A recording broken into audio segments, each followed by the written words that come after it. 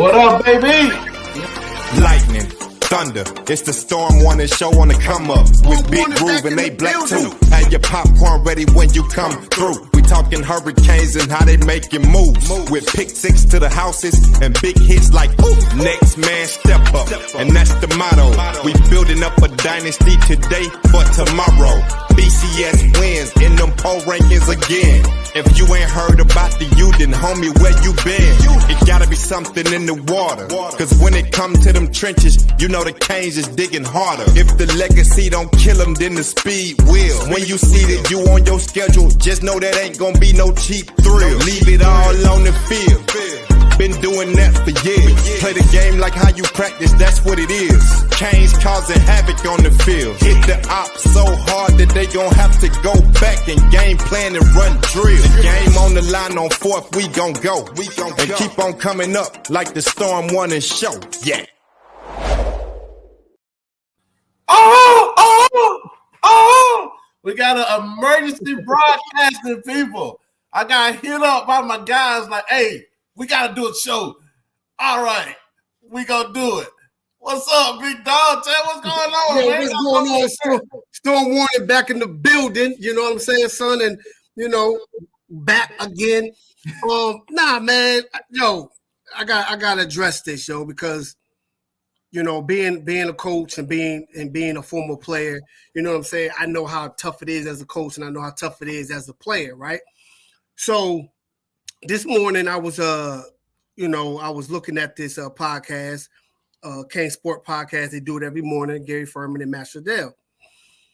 And the disrespect that really Matt Shadell dishes out to our players is not just, bro. It's totally uncalled for. You know, so his target today was James Williams. You know, talking about how the young man is the worst tackler on the team. Then he talks about how he doesn't want to tackle. Like, are you kidding me? Like, yo, if he didn't want to tackle, do you think he would have been the sought-out F player that he was coming out of high school by every Power 5 team if he didn't want to tackle? Tell me, oh, he don't want to tackle. He's not good in space. Somebody need to sit him down and talk to him and tell him he's losing money. He should move to linebacker and all this other stuff. But I'm like, damn, if he can't tackle, why you want him at linebacker? Exactly. You've been that goes to knowing that motherfucker don't know shit about football, because if he's not a willing tackler at safety, right, what makes you think you're gonna want to tackle inside the box when you got to fight off offensive linemen? Right. It doesn't make sense, bro. That doesn't make fucking sense at all. They're doing another show. He called the linebackers idiots. He's like, our idiot linebackers. Like, yo, the disrespect that this dude does, and he tried to do it on a slide, on a slick, you know what I'm saying, to make it seem like it's just journalism. But no, you're disrespecting these players, because guess what? If they were sitting across from you, you wouldn't call any linebacker an idiot to his face. You wouldn't tell James Williams to his face, oh, you don't want to tackle. Right? So my thing is, use the same verbiage that you would use, have that same energy that you would have sitting in front of a player. Don't be a tough guy behind the screen on your podcast, because it's disrespectful.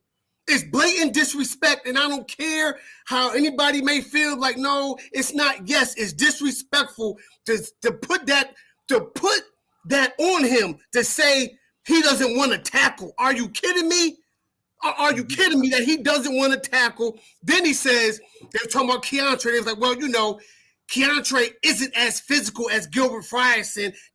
Like, yo. What do you want? Like, bro, do you understand Keontre Smith is a 5'11", 210-pound, 215-pound linebacker that was in the mix and was making plays? Like, what? Like, bro, I honestly don't understand, like, where some of these guys be getting these thoughts from, man. It's because, like, bro, what are you talking about? Like, this guy is a willing tackle. This guy is a guy that sticks his nose in that every chance he gets. You don't have to belittle one player to big up another player, bro. You know what I'm saying? And my thing is like, okay, Like, yeah, sometimes he did try to shoulder tackle and try to make the woo hit instead of just making the tackle. But guess what? NFL players try to make the woo hit and don't wrap up all the time. It's technique and fundamentals. That's all. Sometimes, your fundamentals just go out the door and it'll get cleaned up. But to say he doesn't want to tackle, see, that's my thing. When you say he doesn't want to tackle. Exactly. You know what I'm saying? That narrative is a false narrative that you're putting on this young man. Because I like that, the original keyboard warriors. Right. Yeah. Like you're putting this on this young man that this stigma, he doesn't want to tackle. I'm like, well, he was getting recruited by every Power 5 team in the country. Yep. And every DC in the country. I'm pretty sure if he wasn't a willing tackler or didn't want to do it, they wouldn't be offering him. And I'm pretty sure American Heritage wouldn't have used him the way they used him up close to the line of scrimmage and let him wreak havoc. Like, like certain things like, me and my man and other people, right? When players adjust and they doing their thing, we gonna come up here and say, that dude balled out, that dude X, Y, and Z. But if a player is not performing well, we're not gonna belittle them. We're just gonna say, hey, they did this, they got to play better next game or play better such and such. We never going to call somebody an idiot or say, they not willing to do this or they not willing to do that. No, we're not going to do that. Because that's not what we're here for. Like them young men dealing with enough. Exactly. But then you talk to these players. You have, like, my thing is they have media privilege to talk to these players. And then now you coming up and you're disrespecting them like that. And that's what I don't. And that's the issue that I have. One thing about me. One thing I'm not gonna do is be fake. If I'm gonna say something, I'll say that shit to your face whenever, however. You know what I'm saying? And if you don't like it, we'll just deal with it like that. But what I don't like is they'll talk about a kid, dog a kid, but then be right here in their face with a microphone giving praises in a sense. Yeah. You know what I'm saying? Yeah. Like, don't do that. You feel what I'm saying? So if you're going to say these things, ask those tough questions when you interview that kid. If you feel like James Williams is not a willing tackler, blah, blah, blah, have an interview and say, hey, it seems like last year you wasn't really trying to stick your nose in there to tackle. What would you do this year to right that ship? You know what I'm saying? Right. But they won't do that. Right. And like, I don't know if it's clickbait because you don't know what they're going to talk about. Uh-huh. You know what I'm saying? But I really do believe he believes in what he says. And my thing is, okay, if you're going to say that about James, I would just say, there were times in games where he missed some easy tackles, right? Because that's true. Everybody missed some easy tackles. Everybody across the country in college football missed tackles.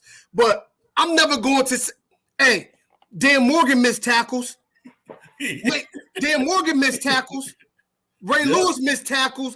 All the great linebackers that played here missed tackles. But we're never going to say, they didn't want to tackle. Or when Sean Taylor missed tackles and Reed missed tackles, you know what I'm saying? We won't say they don't want to tackle. They just missed tackles. They just missed tackles, man. So for him to put that negative stigma, that notion out there on this young man, it's not cool. Because another thing you got to think about, other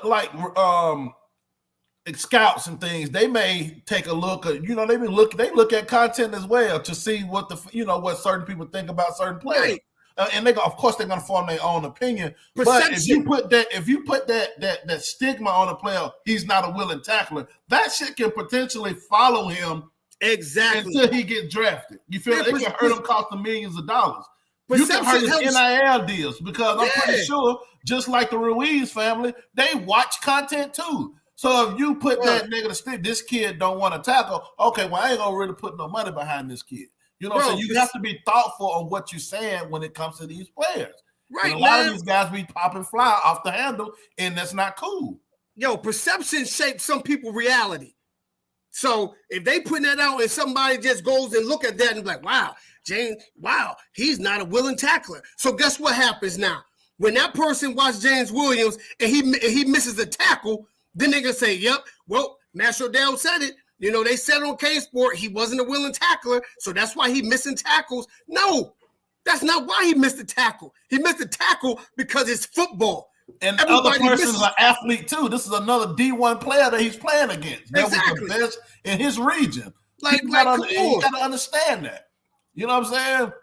Missing tackles, and that's just part of the game, bro. Of course you want to clean that up, but it's gonna happen. I don't care how great you are. Just like you said, I done seen Ray Lewis miss a lot of tackles. Yeah. So, man, look, shout outs to James Williams and Keontre and Elijah and Troutman and Arroyo, and all them dudes, man. But what up, E-Dub?